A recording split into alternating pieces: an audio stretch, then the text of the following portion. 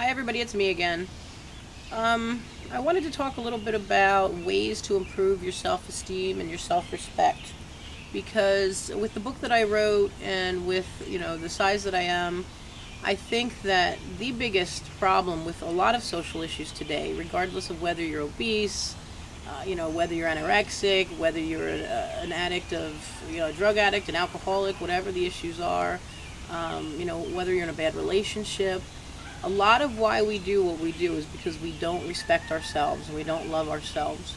And some of that has to do with our upbringing. We weren't necessarily brought up in homes where we were given a lot of love and respect, where we were told that we were important and that we mattered. Actually, the second book that I'm actually working on has a lot to do with believing that you matter, and the title is probably going to be something like that. We have to learn to, in the moment, love ourselves. And that's my biggest message overall. I mean, I do videos on how I deal with my own weight issues and that kind of thing, but I think the reason I'm starting to be a success with the weight loss, and it's just coming so naturally with my relationship with food and everything, is because I've truly learned to love myself in the moment as I am now. And it's taken me a long time to get there. And if I can help, I've been talking to some younger individuals that are on weight loss journeys, and they're trying to figure out who they are. It's like, if I can help somebody get there quicker, and not when they're 40, that'll be great. That means my mission is accomplished. And even in the book I wrote, I talk a lot about that. One of the ways that you can improve your self-esteem is by dealing with things that have caused you emotional stress over the years that you've been avoiding. One of the things that I think we do is we assume that emotions are bad.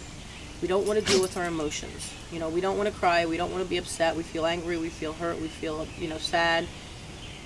But emotions are just that. They're emotions. And what they do is they guide us to what our next step should be. They help us realize how we're feeling about a situation and what we're thinking.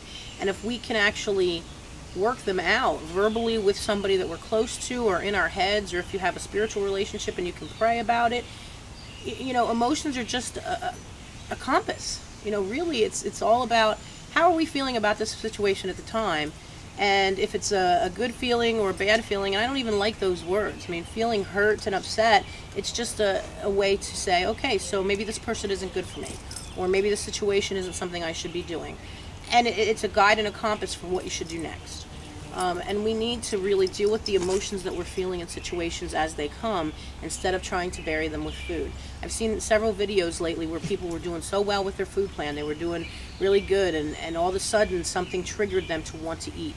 Or they're miserable and they just want to eat. They're like the dry drunk, as they say. They're doing well on their food plan, but they're just dying to eat something. And that's what food addiction is. It's not about the food. It's about why we're eating. What are we using the food to bury, to get rid of? And if you deal with those situations rather than picking up the food, and work through the emotions in that moment and figure out where this situation should take you, and confront the person you need to confront, or confront yourself if that's what it means, but dealing with it in the moment, it's going to help you learn to love yourself in the moment, because then you're telling yourself you matter enough to deal with it right now, rather than eating it away. And you'll find, and that's what's happened to me in the last 4 months, is I have found a way to do that. And so food is now fuel for my body. And yes, on occasion I might taste something good, but I eat when I'm hungry, I stop when I'm full. Food I don't have that obsession anymore, because I've learned to deal with things as they come. I've learned to use different coping mechanisms. I've learned to pray. I get on my knees at least once a day, and if I need to cry, I cry to my God. And, that's just how I've learned to deal with it.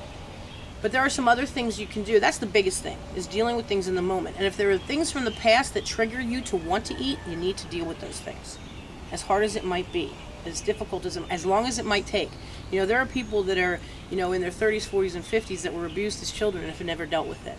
And if that's the case, somehow you got to deal with it, with a preacher, with a therapist, with a good friend, however. But if there's things in the past that have caused you distress that you never dealt with, whether it's 5 minutes ago or 10 years ago, or 20 years ago, you got to deal with those things. Otherwise, the food is going to keep you trapped. Sorry if I'm swinging. I hope I'm not making you seasick. Woo! And then the little things that you can do to really, in the moment, make your self like yourself more. This is a big one. And I said this to somebody recently. is if you can stare in the mirror every day and really look yourself in the eyes and tell yourself you love yourself. People, when I say that to them, they're like, yeah, okay, right, I'm going to do that. That's so stupid, whatever they say. It's a very profound experience. If you can stare yourself, and if you can't do that to begin with, just, look in the mirror at yourself and talk to yourself. If you can't say the words, I love you, just talk to yourself and really start to develop a relationship with you and what you think and what you feel. And journaling. Journaling has been, a big way for me to figure out, how do I feel about certain things? How did I feel about things that happened in the past? And writing, it helps me get to know me, but you really got to get to know you, your likes, your dislikes, what you hope for the future. But that mirror thing can be very powerful, and that's a good way to start building your own self-esteem and self-worth, because it's my belief that there's more people than not out there that really don't like themselves. One, that's the reason, if you see the hate comments, I leave all the hater comments on my YouTube channel, because I pray for those people. And if you read through those comments, you'll see that. Anybody who hates other people so much, strangers that they know nothing about, they really don't like themselves. If they're making fun of other people, it's because they're seeing things in that person that they don't like in themselves.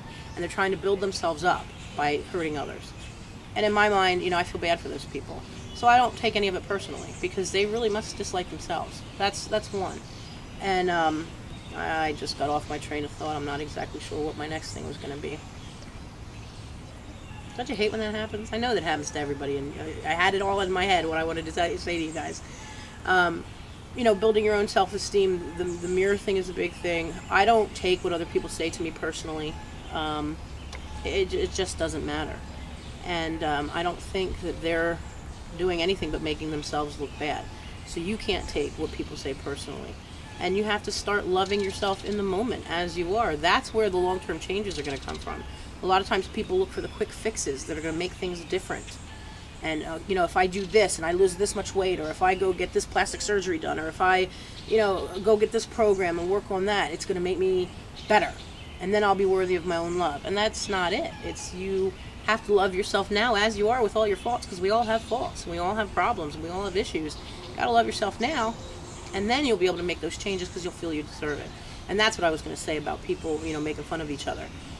They're not loving themselves, and you can't base your own self-worth on what they're doing. And if they don't respect themselves, if you don't respect you, you can't possibly love and respect another person the way you should.